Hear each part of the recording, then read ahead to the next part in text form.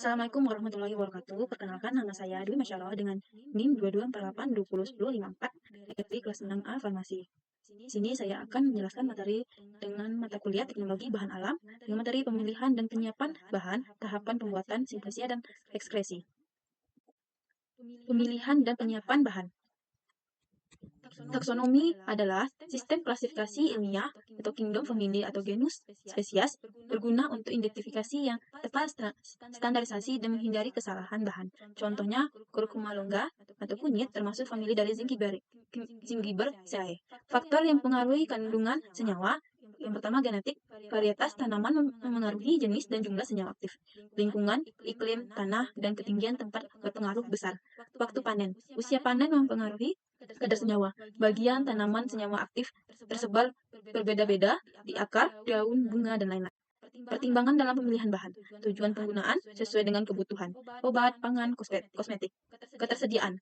Pilih bahan yang mudah didapat dan berkelanjutan. Stabilitas senyawa. Utamakan bahan dengan senyawa yang tahan proses.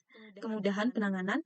Bahan yang mudah dikeringkan, disimpan, dan lain-lain. Keamanan. Bebas cemaran, mikroba, pestisida, logam berat. Penyiapan bahan, pada saat pemanenan, bahan baku dapat berupa bahan herba keseluruhan atau hanya bagian-bagian tertentu tanaman seperti daun, batang, akar, bunga, dan lain-lain. Bahannya berupa bahan segar, jus, sirup, alkohol. Simplisia seperti infusa, maserasi, rebusan, tinktur, ekstrak, minyak siri.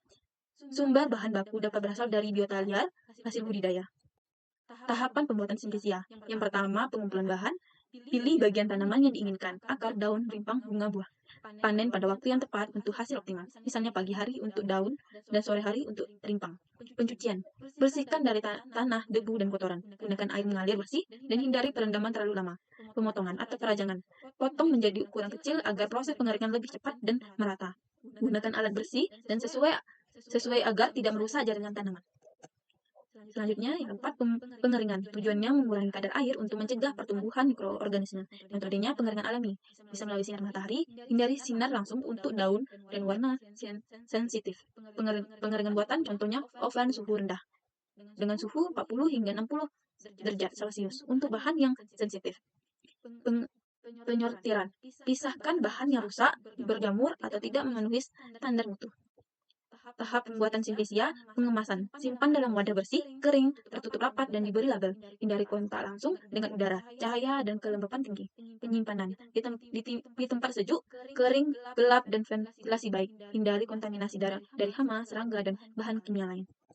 Ekstraksi. Pembagian ekstraksi umum terbagi menjadi 3, ekstraksi dingin, contohnya maserasi, kalkulasi. Tahapan pemanasan, contohnya cocoknya untuk senyawa, mudah rusak. Ekstraksi panas, contohnya reflux dan sokretasi. Menggunakan panas lebih cepat dan efisien. Ekspresi modern, contohnya ultrasonik, MAE, SFE. Teknologi tinggi, efisiensi tinggi, biaya alat mahal. Tahapan proses ekspresi. Pertama, persiapan bahan. Simplisia dikeringkan dan digiling. Pemilihan pelarut sesuai polarisasi senyawa. Ekstraksi dengan metode yang dipilih. Penyaringan, pisahkan cairan dari ampas. Penguapan pelarutan, hasilkan ekstraksi pekat atau kering. Penyimpanan dalam wadah tertutup, kering, dan gelap. Metode ekspresi. Maserasi atau perendaman. Prinsip perendaman serbuk dalam larut tanpa pemanasan. Waktunya 3 hingga 7 hari. Kelebihannya sederhana, cocok untuk senyawa, mudah rusak oleh panas. Kekurangan, waktu lama, efisiensi rendah.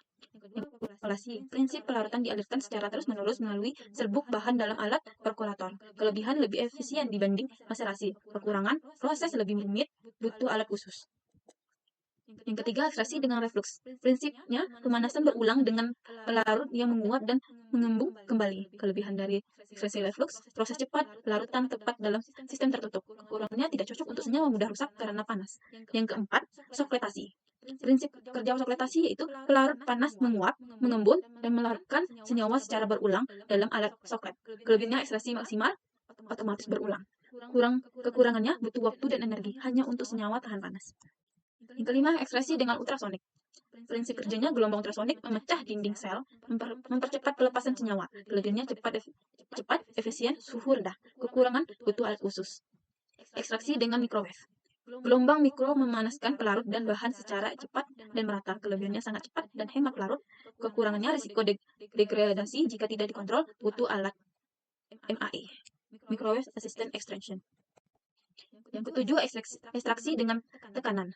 Supracritical Fluid Extraction atau SFE. Prinsip kerjanya gunakan lidah, umumnya CO2 pada suhu dan tekanan tinggi untuk melarutkan senyawa. Kelebihannya sangat selektif, ramah lingkungan. Kekurangannya biaya mahal, teknologi canggih. Baik, sampai sini saja materi yang bisa saya sampaikan. Assalamualaikum warahmatullahi wabarakatuh.